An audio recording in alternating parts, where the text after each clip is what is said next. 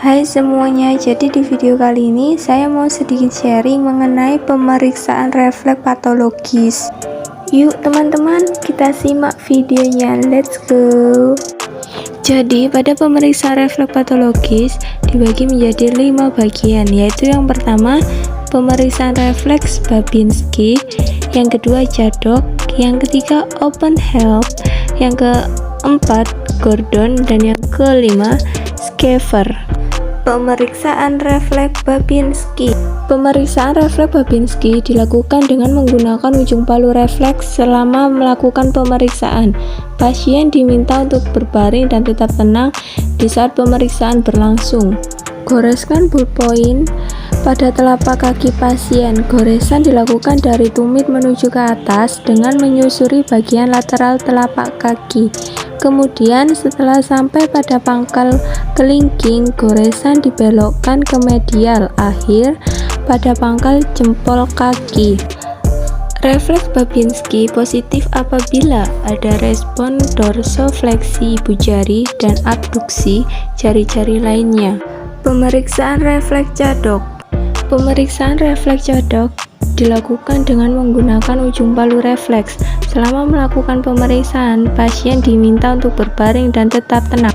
Goreskan ujung ballpoint pada kulit di bawah malleolus lateralis. Goresan dilakukan dari bawah ke atas proksimal distal. Refleks Chadok positif apabila ada respon dorsofleksi ibu jari dan abduksi jari-jari lainnya. Pemeriksaan refleks Oppenheim.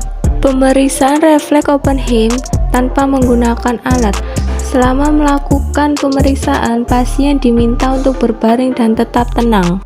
Pada pemeriksaan refleks Oppenheim tidak menggunakan alat sama sekali, melainkan menggunakan jempol pemeriksa.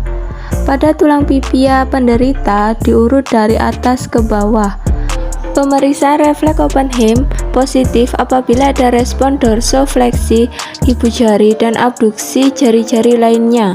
Pemeriksaan refleks Gordon.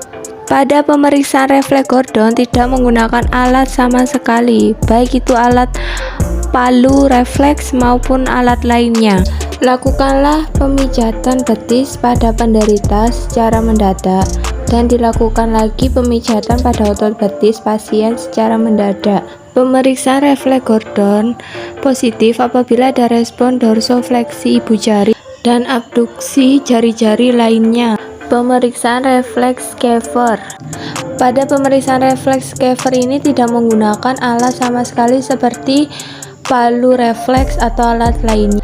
Lakukan pemijatan pada tendon Achilles secara keras dan lakukan kembali pijatan pada tendon Achilles pasien secara keras kembali. Pemeriksaan refleks Schaefer positif apabila ada respon dorsofleksi ibu jari dan abduksi jari-jari lainnya.